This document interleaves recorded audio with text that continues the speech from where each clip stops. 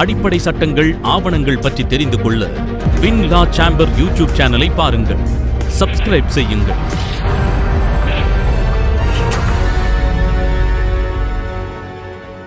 பாரதிய நாகரிக் சுரக்ஷா சன்ஹிதா சட்டத்தின் 181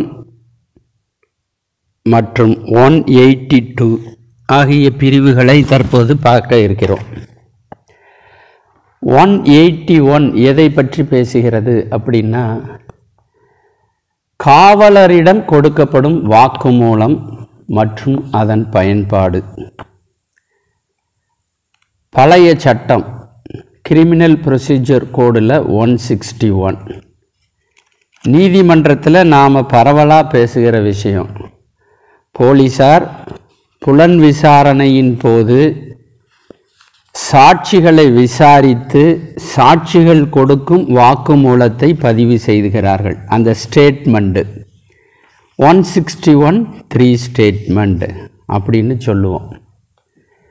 புதிய பாரதிய நாகரிக் சுரக்ஷா சன்ஹிதா 2023 இது செக்ஷன் 181 சொல்லப்பட்டிருக்கு. Statements to police and use thereof, காவலரிடம் கொடுக்கப்படும் வாக்குமூலம் மற்றும் அதன் பயன்பாடு. இப்படியும் வச்சுக்கலாம், காவலர் பதிவு செய்யும் சாட்சிகளின் வாக்குமூலம் மற்றும் அதன் பயன்பாடு அப்படின்னு தலைப்பு வச்சுக்கலாம்.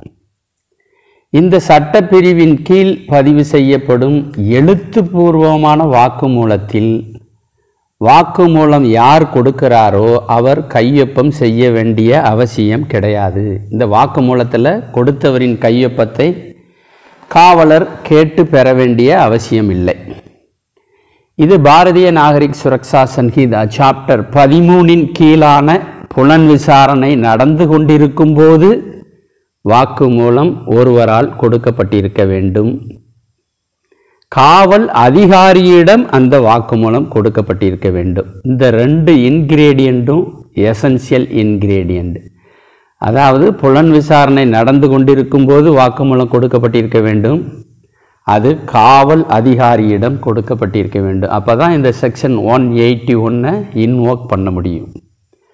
இந்த வாக்குமூலம் இந்த பிரிவில் சொல்லப்பட்டுள்ள வகைக்கு அல்லாமல் வேறு வகையில் பயன்படுத்தல் ஆகாது. இந்த பிரிவில் இந்த ஸ்டேட்மெண்ட்டை எதுக்கு பயன்படுத்தலாம் அப்படின்னு சொல்லியிருக்கிறாங்க.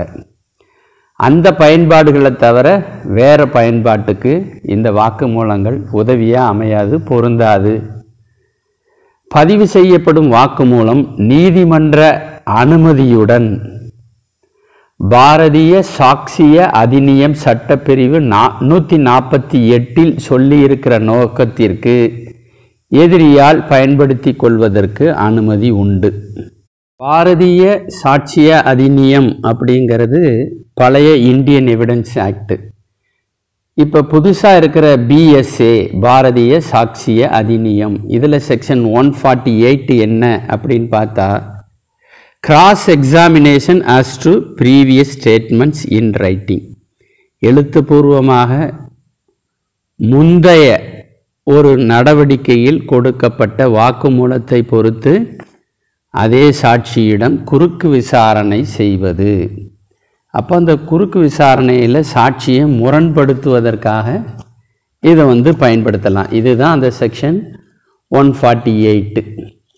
முரண்படுத்தும் நோக்கத்திற்காக மட்டும் பயன்படுத்துவதற்கு இந்த சட்டம் அனுமதிக்கிறது. அவ்வாறு கான்ட்ராடிக்ஷனை வெளிப்படுத்தும் வகையில், நீங்கள் ஏற்கனவே வேறு மாதிரி சொல்லியிருக்கீங்க, தற்போது வேறு மாதிரியாக சொல்கிறீங்க அப்படின்னு இந்த முரண்பாடுகளை சாட்சியத்தில் கொண்டு வரணும், பதிவு செய்யணும். அப்படின்னு சொன்னால் தான் அந்த டிஃபென்ஸுக்கு இந்த முரண்பாடுகள் உதவியாக இருக்கும். அப்படிங்கிற வகையில் அந்த முரண்பாடுகளை பதிவு செய்வதற்காக இந்த வாக்குமூலங்களை பயன்படுத்தலாம் அப்படின்னு சொல்லி இந்த சட்டப்பிரிவு அனுமதிக்கிறது. கான்ட்ராடிக்ஷனை வெளிப்படுத்தும் வகையில் பயன்படுத்தப்பட்டால் திரும்ப ரீஎக்ஸாமினேஷனில் ப்ராசிக்யூஷன் பயன்படுத்திக்கலாம். ரீஎக்ஸாமினேஷனிலும் பயன்படுத்துவதற்கு அனுமதி உண்டு. எது ரீ எக்ஸாமினேஷன்? கிராஸ் எக்ஸாமினேஷனுக்கு பிறகு ப்ராசிக்யூஷன் மீண்டும் கேள்வி கேட்பது ரீ எக்ஸாமினேஷனுங்கும். அப்போ கிராஸுக்காக டிஃபென்ஸ் தரப்பு பயன்படுத்தி இருக்காங்க இந்த வாக்குமூலத்தை அப்படின்னு சொன்னால், இதே வாக்குமூலத்தை ரீ எக்ஸாமினேஷனில் ப்ராசிக்யூஷன் பயன்படுத்தி கொள்ளலாம் அப்படின்னு சொல்லி இந்த சட்டப்பிரிவு சொல்லுது. இது பயன்படுத்தி கொள்வது அப்படிங்கிறது வந்து என்டையர் ஸ்டேட்மெண்ட்டாகவும் இருக்கலாம், முழுமையாகவோ அல்லது பகுதியாகவோ எதிரி பயன்படுத்தி கொள்ள அனுமதி உண்டு. ஆனால் கிராஸில் சொல்லியுள்ள ஒரு பொருண்மையை விளக்குவதற்காக மட்டுமே கிராஸ் எக்ஸாமினேஷனில் பயன்படுத்தலாம், ரீ எக்ஸாமினேஷனில் பயன்படுத்தலாம். இப்போ கிராஸில் வந்து ஒரு விஷயத்தை, ஒரு சங்கதியை சொல்கிறாங்க, அப்போ அதை தெளிவுபடுத்துறதுக்காக ரீ எக்ஸாமினேஷனில் ப்ராசிக்யூஷன் கேட்கலாம். புது பொருண்மையை அறிமுகப்படுத்த முடியாது. ஒரு நியூ ஃபேக்டை இன்ட்ரடியூஸ் படுத்துறதுக்காக ரீ எக்ஸாமினேஷனில் இந்த 181 ஸ்டேட்மெண்ட்டை வந்து பயன்படுத்த முடியாது.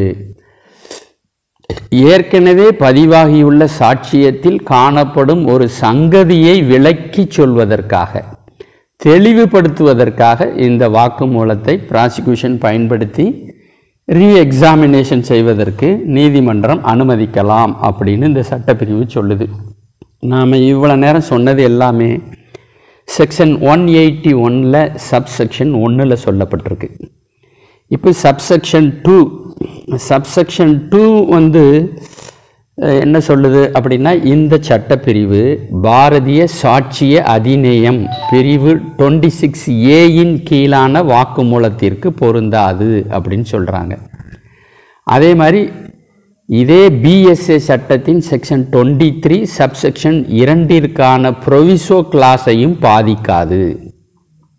செக்ஷன் 26A பொருந்தாது, செக்ஷன் 23(2) ப்ரொவிசோ கிளாஸை இது பாதிக்காது. செக்ஷன் 23 என்னது? Confession to police officer. போலீஸ்கிட்ட வந்து ஒரு எதிரி வந்து குற்றத்தை ஒப்புக்கொண்டு ஒப்புதல் வாக்குமூலம் கொடுக்குறாரு. அப்போ அந்த ஒப்புதல் வாக்குமூலத்தை பொறுத்த வரைக்கும் ஒப்புதல் வாக்குமூலம் கொடுத்தவனுடைய கையொப்பத்தை வந்து போலீஸ் அதிகாரி வாங்கிக்கலாம். வாக்குமூலத்தை எழுதிட்டு கீழே வாக்குமூலம் கொடுத்தவருடைய கையொப்பம் அல்லது கைரேகையை பெறலாம். ஆனால் இங்கே வந்து என்ன சொல்லுது? இந்த செக்ஷனில் 181(1) என்ன சொல்லுது? சாட்சிகளிடமிருந்து ஸ்டேட்மெண்ட்டை பதிவு செய்யும் போது கையொப்பம் வாங்க வேண்டிய அவசியம் இல்லை அப்படின்னு சொல்லுது. அப்போ அந்த வித்தியாசம் இருக்கிறதுனால தான் 23(2)ற்கான ப்ரொவிசோ கிளாஸை இந்த செக்ஷன் 181 பாதிக்காது அப்படின்னு ஒரு எக்ஸப்ஷன் கொடுத்துருக்குறாங்க.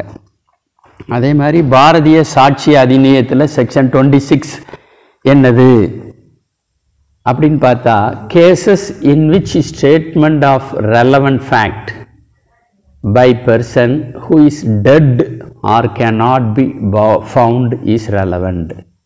ஏற்கனவே ஒரு சாட்சி இருக்கிறாரு, அவர் வாக்குமூலங்கள் கொடுத்துருக்கிறாரு, அந்த சாட்சி வந்து தற்போது இறந்து போய்விட்டார் அல்லது தேடியும் கண்டுபிடிக்க இயலாத சூழ்நிலை இருக்குது. அப்படின்னா அவர் ஏற்கனவே முந்தைய நடவடிக்கையில் கொடுத்த அந்த ஸ்டேட்மெண்ட் வந்து தற்போதைய நடவடிக்கையிலையும் தற்போதைய வழக்குலையும் வந்து பயன்படுத்தி கொள்வதற்கு செக்ஷன் 26 அனுமதிக்கிறது. இது பழைய இந்தியன் எவிடன்ஸ் ஆக்டில் செக்ஷன் 31 குறிக்குது. இந்த டையிங் டெக்ளரேஷன் அல்லது கண்டுபிடிக்க முடியாத சாட்சி வந்து ஏற்கனவே வேறொரு வழக்கில் ஒரு சாட்சியத்தை கொடுத்துருக்கிறாரு, அதையும் கொண்டு வந்து இந்த கேஸில் குறியீடு செய்ய விரும்புகிறாங்க. அப்படி குறியீடு செய்யும்போது வந்து இந்த வாக்குமூலத்தை கொடுத்தவர் இறந்து போயிட்டாருன்னு நிரூபிக்கணும், அல்லது அவரை கண்டுபிடிக்க முடியாமல் போய்விட்டது அப்படின்னு நிரூபிக்கணும். அதுக்கு பிறகு தான் அந்த ஏற்கனவே பதிவு செய்யப்பட்டிருந்த சாட்சியத்தை இந்த வழக்கில் குறியீடு செய்ய முடியும், ஒரு தொடர்புடைய சாட்சியமாக பயன்படுத்தி கொள்வதற்கு அனுமதி உண்டு. இப்போ வந்து நம்ம கான்ட்ராடிக்ஷனை ப்ரூவ் பண்ணுறதுக்காக 181 ஸ்டேட்மெண்ட்டை காமிச்சு சாட்சிகள்கிட்ட கிராஸ் பண்ணலாம் அப்படின்னு இந்த சட்டப்பிரிவு நமக்கு அனுமதி தருது. அப்போது கான்ட்ராடிக்ஷன்னா என்ன, வாட் இஸ் கான்ட்ராடிக்ஷன் அப்படிங்கிறதையும் செக்ஷன் 181 எக்ஸ்பிளனேஷன் வந்து டிஃபைன் பண்ணுது. எது கான்ட்ராடிக்ஷன் என்று செக்ஷன் 181க்கான எக்ஸ்பிளனேஷன் விளக்கம் தருகிறது. செக்ஷன் 181 சப்செக்ஷன் 1 கீழ் ஒரு சாட்சி காவல் அதிகாரியிடம் வாக்குமூலம் கொடுத்திருக்கிறார். அந்த வாக்குமூலத்தில் இருக்கும் ஒரு பொருண்மையை அல்லது சூழ்நிலையை வாக்குமூலம் கொடுத்த நபர் நீதிமன்ற சாட்சியத்தில் குறிப்பிடாமல் விட்டுவிடுகிறார். அவ்வாறு விட்டுவிடுவது முரண்பாடு என நீதிமன்றம் எடுத்துக்கொள்ளலாம் என இந்த எக்ஸ்பிளனேஷன் சொல்லுது.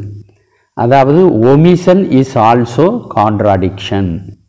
ஆனால் ஒரு கண்டிஷன் இருக்குது. இந்த ஒமிஷன் எது தொடர்பானது?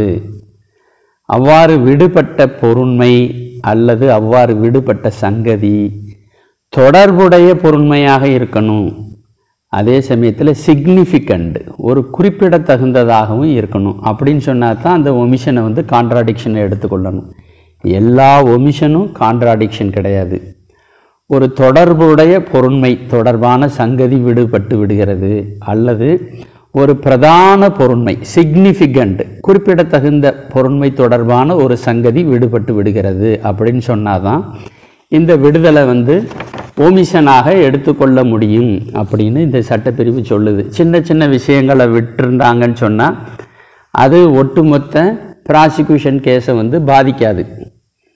இவ்வாறு விடுபட்டு இருப்பது ஒரு பிரதான பொருண்மையை பற்றி இருக்கணும். அந்த விடுதல் அந்த சாட்சியத்தின் நம்பகத்தன்மையை பாதிக்கக்கூடியதாக இருக்கணும். விடுபடுதல் என்பது ஒரு குறிப்பிட்ட கான்டெக்ஸ்ட்டை பொறுத்தவரையில் கான்ட்ராடிக்ஷனா இல்லையா என்பது கொஸ்டின் ஆஃப் ஃபேக்ட் ஆகும். இந்த கான்ட்ராடிக்ஷனை பற்றி பேசும்போது இது ஒரு கொஸ்டின் ஆஃப் ஃபேக்ட், இது கொஸ்டின் ஆஃப் லா கிடையாது அப்படிங்கிறதையும் இந்த சட்டப்பிரிவு தெளிவுபடுத்துது. பொருண்மை தொடர்பான பிரச்சனையாக நீதிமன்றம் எடுத்துக்கொள்ள வேண்டும். சாட்சியங்களை பரிசீலிக்கும் போது முரண்படுதல் கான்ட்ராடிக்ஷன் முக்கிய பங்கு வகிக்கிறது. குறிப்பிடத்தகுந்த பொருண்மை தொடர்பாக முரண்பாடு காணப்படும் போது அது அந்த சாட்சியத்தின் நம்பகத்தன்மையை பாதிக்கக்கூடியதாக இருக்கிறது அப்படிங்கிறத நாம் மனசில் பதிஞ்சு கொள்ள வேண்டும். அடுத்தால செக்ஷன் 182 டைட்டில் என்ன? No inducement to be offered, there should be no inducement அப்படின்னு சொல்லிருக்கு. இது எந்த ஸ்டேஜ் அப்படின்னா இன்வெஸ்டிகேஷன் ஸ்டேஜ். இன்வெஸ்டிகேஷன் ஸ்டேஜில் ஒரு சாட்சியின் வாக்குமூலத்தை பெறுவதற்காக காவல் அதிகாரி சாட்சியை தூண்டக்கூடாது. எவ்வித தூண்டுதலையும் காவல் அதிகாரி கடைபிடிக்கக்கூடாது. அப்படி சொல்லு இப்படி சொல்லு அப்படின்னு தூண்டுதல் இருக்கக்கூடாது. நீங்கள் சாட்சி உள்ளதை சொன்னீங்கன்னா இல்லை இப்படி சொன்னீங்கன்னா உங்களுக்கு ஏதாவது கிடைக்கும் அப்படின்னு ஆஃபரிங்கும் இருக்கக்கூடாது. இந்த செக்ஷன் 182 என்ன சொல்லுதுன்னா, சாட்சியை புலன் விசாரணை அதிகாரி விசாரிக்கிறாரு. அப்படி விசாரிக்கும்போது சாட்சியை இன்டியூஸ்மெண்ட் செய்யக்கூடாது. சாட்சிக்கு ஏதாவது கிடைக்கும் என்று ஆசை வார்த்தை கொடுக்கக்கூடாது. உங்கள் மேலே வேறு கேஸ் இருக்குல்ல சார், அதுலேருந்து தப்பிக்கிறதுக்கு வாய்ப்பு இருக்குது அப்படின்னு ஆசை வார்த்தை ஆஃபரிங்ஸ் கூடாது. பாரதிய சாட்சிய அதிநியம் செக்ஷன் 22 உள்ள சூழ்நிலை இருக்கக்கூடாது.